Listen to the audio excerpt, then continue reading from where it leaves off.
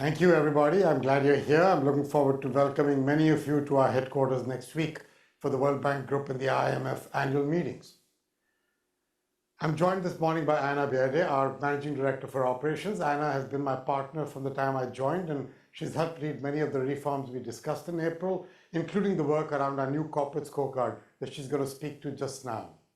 There are three things we want to touch on before taking your questions. And the first one is to quickly update you all on what we are seeing from the work we've done over the last 16 months, more specifically since we met during the spring meetings. Second, we're going to share with you the initial baseline results from our new corporate scorecard, which I just referred to, which is a valuable tool for evaluating our progress and for driving change at the bank. And finally, we'd like to provide a quick preview on what you can expect from us during these annual meetings next week. So when I joined the bank 16 months ago, you remember it came with the mandate from our shareholders and clients. And the mandate was engineer the evolution of this institution with the dedicated people of the bank. And during that time, we've been on this journey to what we've been calling a better bank. Now, the way that work has advanced, we've tried to do it at the fastest pace we could. I think we've achieved some pretty meaningful improvements across the institution. Obviously, there's more work to do, but I'm encouraged that we're moving in the right direction. We have marked that by measurable milestones. But I'm also mindful that this road ahead will require constant change because our world is rapidly shifting in its landscape. So let's start with speed and becoming a better bank, a faster bank. As you know, we've decreased our average project approval time from 19 to 16 months. We're now working towards a 12-month end state. That's one of the things Anna is driving. We're starting to see that manifest in reality. For example, using a platform approach, she and her team were able to approve a set of health projects that have similar characteristics in Burundi, in the DRC, in Malawi, in Rwanda, and Zambia, all of these in under 100 days each, with the DRC and Burundi actually setting the pace with 30 days of prep time. In the Pacific region, where I just was a little while ago, we were able to launch a correspondent banking support project among 7 countries that is approved in 10 months, so under the 12-month threshold. Now, we've got other projects that unfortunately take longer, but the average is coming down, and that is our goal. On the second task of being the better bank, that is the simplicity, earlier this year, we appointed 20 joint country representatives across IDA, IBRD, IFC, and MIGA. It's been going well. We're optimistic that we will be able to expand this approach. While it's still early, what we are seeing this shift do is to spark a new level of collaboration among our management and our staff, and the initial feedback from our clients and countries has been encouraging. We've also continued our work to widen and deepen partnerships with other multilateral development banks. And to date, we have specific projects we're working on with the Inter-American Development Bank, with the Islamic Development Bank, with the African Development Bank, with the European Bank for Reconstruction and Development, and with the Asian Infrastructure Investment Bank. So across a set of 10 MDBs, we've produced an online co-financing platform that allows all the MDBs to easily share projects for joint financing, and we discuss them securely and transparently. And so the result of that platform is you reduce the administrative burden, you reduce the transaction costs, you better coordinate financing across MDBs that are very often jointly financing projects on the ground, and you ultimately create greater development impact. In just 6 months, we now have 85 projects in the pipeline. The first few are starting to be financed. And then on the Knowledge Bank, we've overhauled our Knowledge Bank structure. You're aware of that. We have people in place now leading each vertical for the entire institution. Those verticals, to remind you, are people, planet, prosperity, infrastructure, and digital. Each have clearly defined expertises, but they're bound by a common mandate, and that mandate is to take our knowledge expertise to the forefront of our country-driven model. They should participate in the creation of country partnership frameworks with Anna running the IBRD and IDA, Mukhtar at IFC, and Hiroshi at MIGA. But then they should create bankable projects and help to implement them, the idea being to provide capacity to client governments whenever they so need. So with regard to our financing and our work around the capital adequacy framework, that's the second pillar of this better bank. On Tuesday of this week, we've announced a package of financial measures that will boost our lending capacity and make loans from the IBRD more affordable for these middle-income countries. 2 key elements announced are, first, we have lowered our minimum equity to loan ratio now to 18% from 19%. You remember we went from 20 to 19 before the spring meetings last year, and this is generating significant lending capacity. So together with all the prior actions on balance sheet optimization, which is the kinds of equity to loan ratios, but also the new financing instruments that have been funded by our shareholders, we've achieved about 150 billion in additional financing capacity over this coming decade. And the work continues to find other improvements and additional optimization in our balance sheet at IBRD. The second is we have taken substantial action on the pricing of IBRD loans to ensure that middle-income countries that borrow from us will be able to do so on better terms.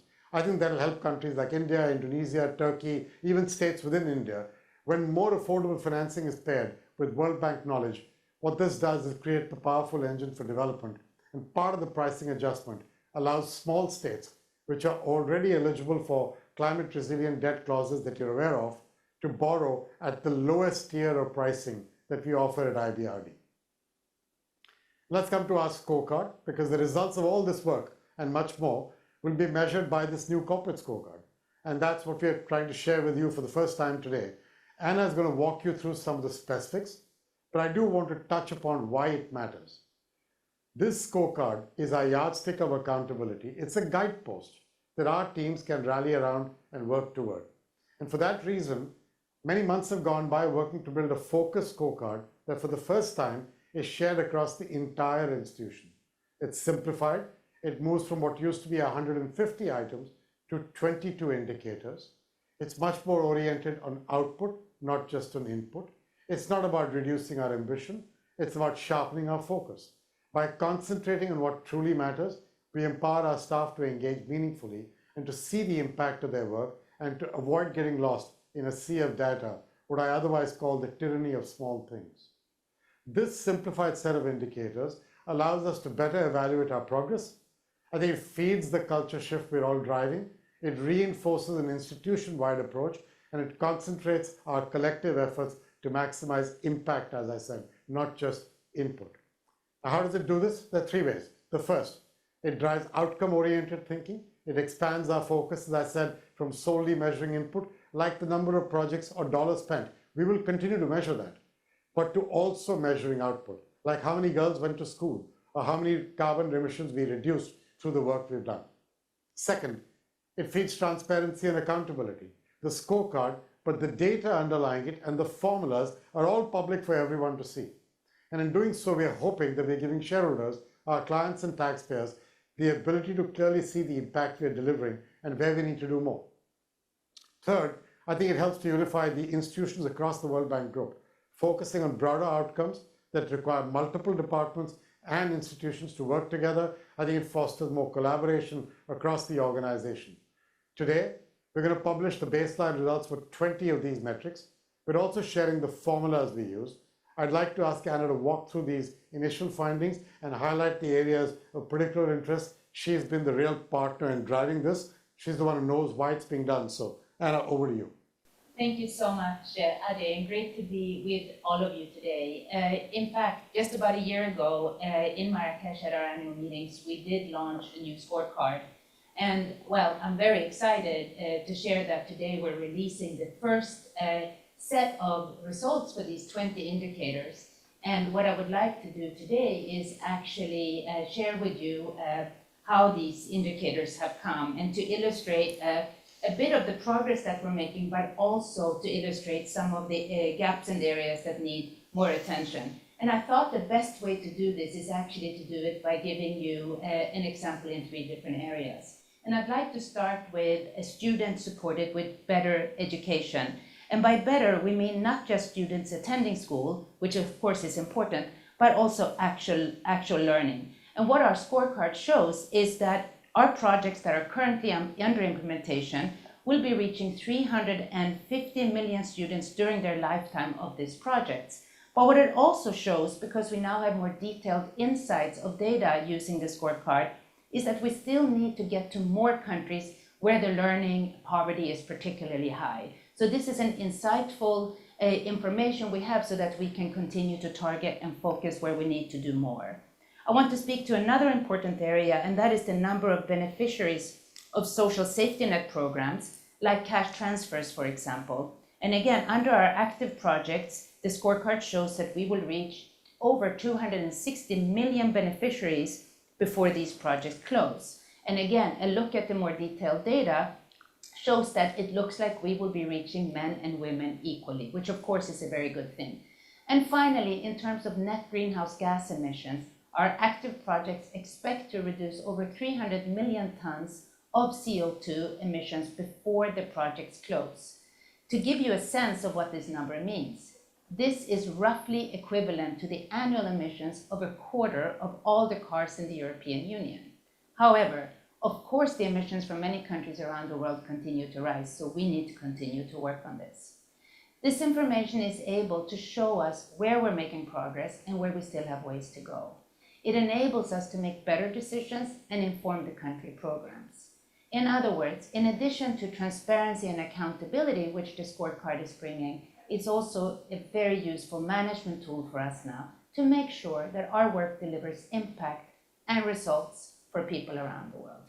I'll leave it with that for now, and turn it back to you, Ajay. Great. Well, thank you very much, Anna, and thank you for that quick summary. And before we open to questions, let's just turn to next week. So throughout our annual meetings, you're going to see the progress we've made on our reform agenda. You're going to see how that allows us to pursue greater scale and impact, and you're going to get to see what's on the horizon for the World Bank Group. That's the purpose. Elements of these themes will be part of a conversation with Secretary Yellen about the status of the evolution of the bank, embedded in our flagship events on Wednesday and Thursday next week, where we think you'll establish our ambition on agribusiness and unveil a portion of our new gender strategy. Both of these are core to our mission, and Anna is again one of the great partners in working that through. And on Friday, during the plenary, I'm looking forward to turning the page and laying out a vision for our next chapter. I think that'll set the tone for the focus of our work going forward. That's the plans for the annual meetings. I'm looking forward to seeing some of you there. I hope those of you who cannot attend in person can join us virtually. With that, they're happy to take your questions. Hello, I hope you can hear me. Advas Haldinger from DevEx. And the question I had is, I heard that you said that you've reduced the loan to equity ratio by another percent down to 18% this week. But if you look at the actual equity to loan ratio over the last couple of years at IBRD, it actually hasn't come down very much. I think for 2024 is 21.5%. So I guess my question is, why aren't you using that additional headroom that you believe you have now, and how quickly can you actually start lending that capital? Yeah, so there are two things involved, right? If you look at our actual lending, it's growing up every year, and it's going up by fair amounts. The challenge really is, why are we not using every maximum dollar we could? And part of that has to do with getting projects out the door is not something that happens in a month or two or 1 year. There's a lot of work to be done with countries to make sure that we agree on what we're working on, but also to get those, as I mentioned, to a bankable state. Remember, the countries we're working with, a number of them are quite stressed on their capacity to take an idea that they'd like to execute and convert it to all the detail that goes into a project, which then can be approved by a board, which then needs to be approved in turn, again, by those countries' parliaments and congresses, which then needs to be converted into procurement, and the money starts going out. So there is a lead lag time that you see happening over time. But if you were to ask Anna this question, she would say to you, she's gearing up to increase how many projects she's out there with this year compared to the prior year. The prior year was an increase over the prior year. And so a lot of this is not just what we want to do, it's also a demand issue. It's not just a supply of capital. We've got to work both things simultaneously. That's the work that's going on in the bank.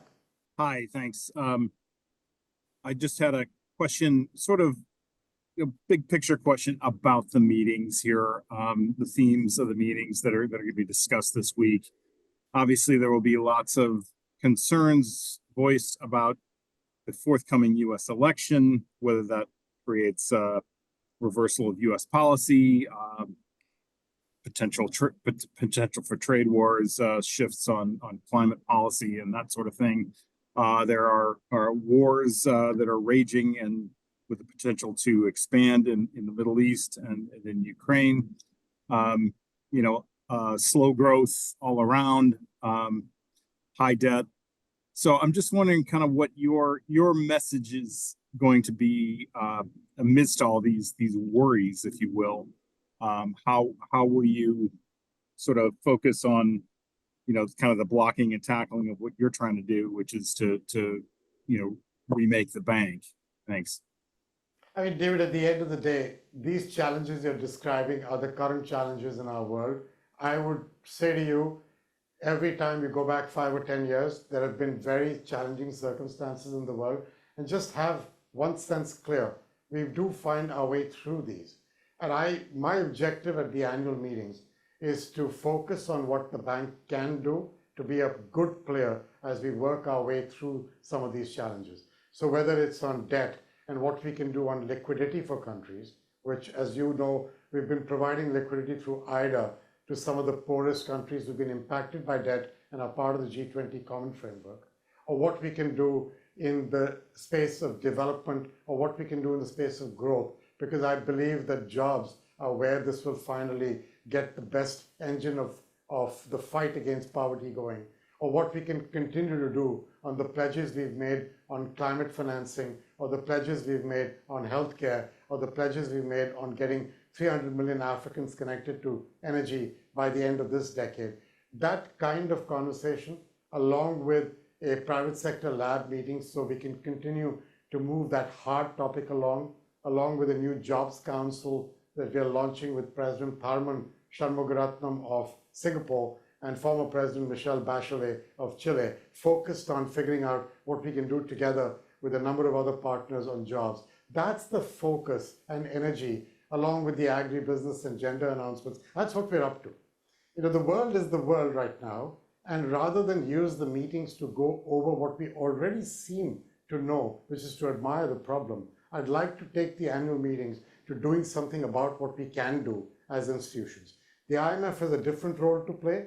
Kristalina can play a different role, and she does in that space. We together, as partners, are doing a number of things, including with these 300 million Africans we're trying to reach. So that's the kind of thing we're trying to do at the annual meetings.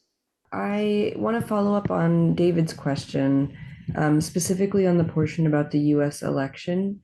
And I think a lot of people want to know what your internal conversations are like at the World Bank about the upcoming election, especially given at least some reporting that the upcoming potential Trump administration would be inclined to withdraw from the World Bank and IMF. I know that's related to Project 2025, which the president has said he's not associated with, but we see it reported widely, and curious what your thoughts are about the notion of a fundamental US change in participation at the World Bank. So just to be clear, we don't spend any time at the World Bank discussing the outcome of the US elections before they happen. It's actually not a topic at our senior leadership meeting or even in private conversations, because there's no point speculating on something when you don't know what the outcome will be. The fact, let me just put the other side of this. David and I were talking about this the other day. The fact is, it is during President Trump's last term that the IBRD got a substantial capital increase. So let's deal with the facts first. The second part of that fact is the fact that this institution can take donor contributions from shareholders, whether it's IDA, where we can take $1 and make 4 out of it through our leveraged borrowing in the bond market from private bond investors, thanks to our AAA rating, or whether it is in IBRD, where actually it's 1 going to all the way to 8, because in IBRD we don't give grants, and so the denominator is different. That kind of work, or IFC, which mobilizes a little over $1 for every dollar it puts in currently, with plans to do more, those kinds of things fit exactly with what both possible administrations would like to do. Then the question will come, how will the nuances of each administration be different? I don't know yet. And so I'm not going to speculate on how to deal with them. I will deal with them when an administration is in place by dealing with them the way they should be, which is through transparency and going to tell them what I'm doing and why I'm doing it. That's the plan. So I wanted to ask you both whether you are committed to another round of debt forgiveness. And if you're not, could you explain why you think debt forgiveness is not the top of your agenda at the moment. You talked a lot about liquidity, you talked a lot about debt distress. So I wondered how more immediately you might allow countries some of the room to spend money that they currently don't have because it's dedicated to supporting their debt financing. So Phil, actually, just to be clear, so you need to understand what we are doing. The nature of debt, first of all, has changed completely from prior systems, where it was much more the Paris Club and that form of debt. Today, there's bilateral debt, there is commercial debt, both of which are much larger than what they used to be as a ratio of the total debt in these countries. In most cases, they could actually be larger than what the countries of the Paris Club had put into these markets.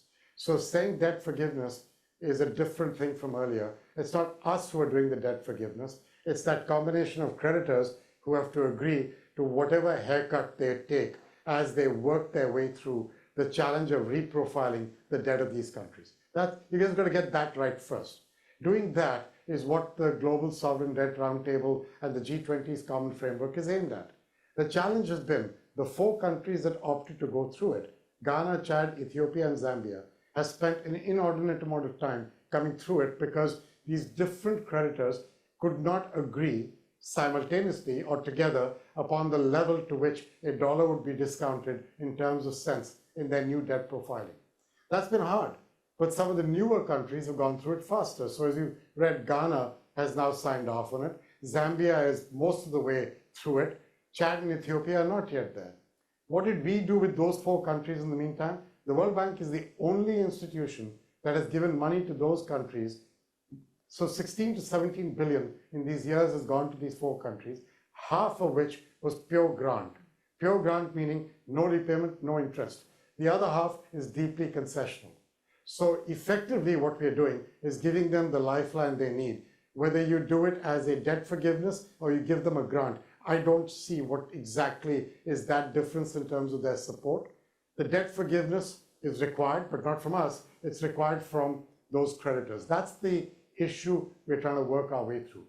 In the meanwhile, why I spoke about liquidity, and because there are a number of countries who all the debt sustainability analyses that the IMF and the World Bank are doing shows that they're actually solvent.